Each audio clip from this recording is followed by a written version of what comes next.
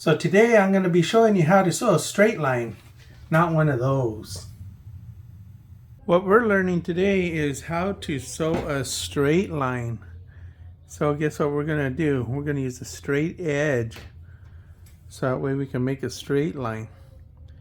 Okay, on dark colors like this black, what I'm going to be using is my favorite thing, my white Sharpie trying marker. If we were working on white vinyl, I'd be using my 1970s number 2 pencil with a chewed up eraser. That's what I'd be using as a pencil. But today we are going to be using the white China marker because we're going on black vinyl. So take my straight edge and just for giggles, we're going to draw a line right down the middle. And that's going to allow us a much better chance at sewing a straight line. You could also use just white chalk, which is, what I used for 40 years pretty much. But it's not as sharp as the Sharpie white China marker. So you can see which one's going to be more accurate. So I tend to use this one here a lot more often. So when you're sewing on vinyl, it's always best to use some kind of a backing foam like this scrim right here. It's got a fabric backing on it.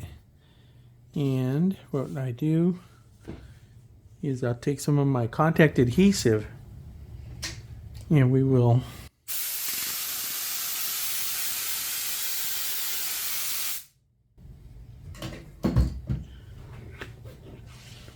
put these two together.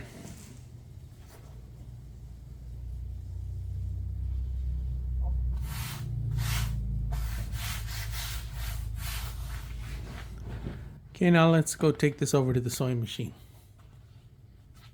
I'll show you what I use. Might be a little bit different from your setup, and yours is probably the right way. Okay, I'm not going to argue with you, but this is how I do it. So you see that little piece of white tape, it's a little green tape right there. I super glued a little piece of green tape in front of the needle, so that way as I'm sewing, I just line up the little green line right there, and I know that that's where my needle is. So that's where I start sewing. Some guys, they use guides that you can attach to the machine right here, and it can have like spacings or some kind of guides, maybe measuring things or something like that. I don't use that. Never have. I guess I never will. Haven't started yet. I take my material, being the vinyl right here, and you can see where I drew the white line. So you see what's going on there? I'm lining it up with my little green piece of tape. So I can lift the foot, put it right there where the needle is, drop it, and guess what? That's my guide.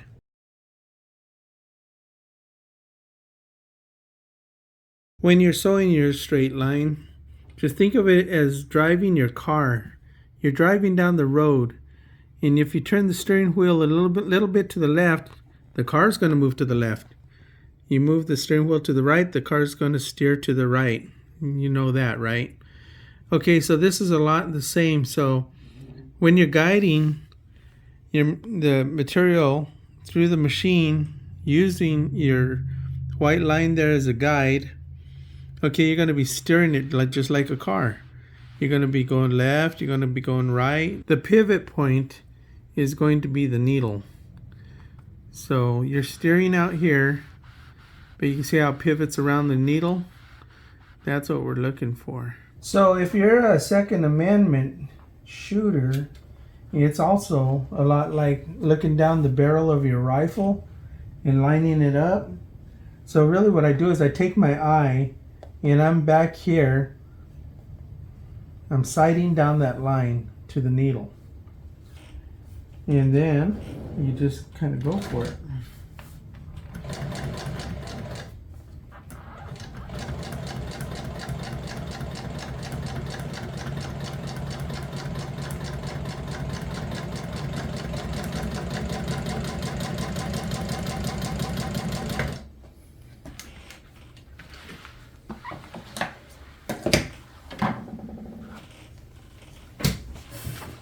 And that's what you end up with right there. Now I'm going to demonstrate what it would look like if you're not paying too much attention while you're sewing. So now if you're not paying too much attention and you just kind of see the line there and you're just kind of sewing, you know, you might end up going a little bit to the left, a little bit, oops, off 1 millimeter to the left. Okay, let's straighten it out a little bit. Try to correct it. Oh, we went a little bit, 1 millimeter to the right. Okay, now we're going to correct it again. Get back on the white line.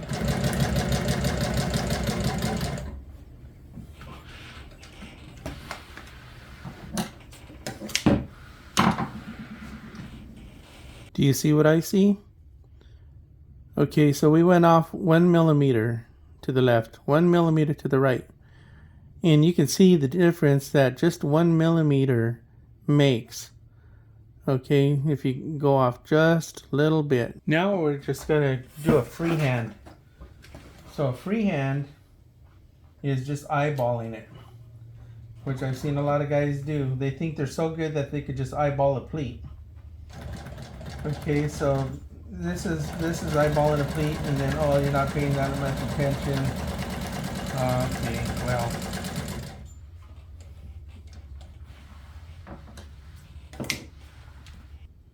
This is what eyeballing a pleat looks like. Okay, at the top there, it starts off pretty good, but you know what? Oops, oops, oops, and you end up narrow.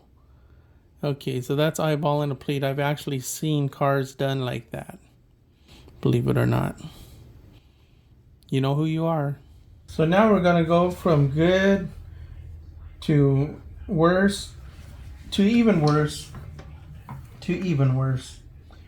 Okay, so our next pleat is going to be the guy that had way too many beers, breathing in too much contact adhesive while he's doing his carpet job or something.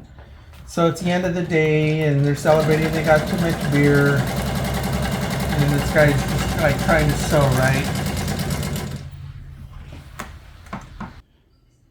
Okay, so this is the result. Looks like the Dixie Highway.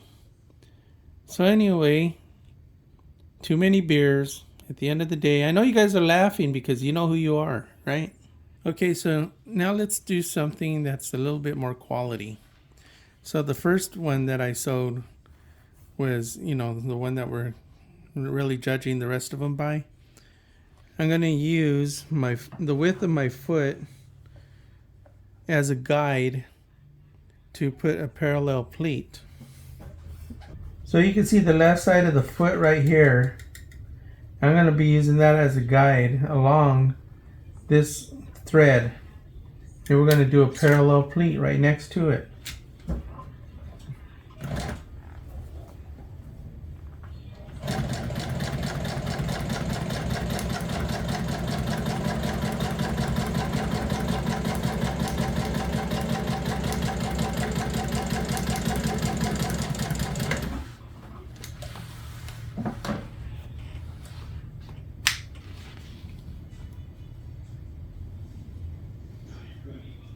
This question is going to be on the test.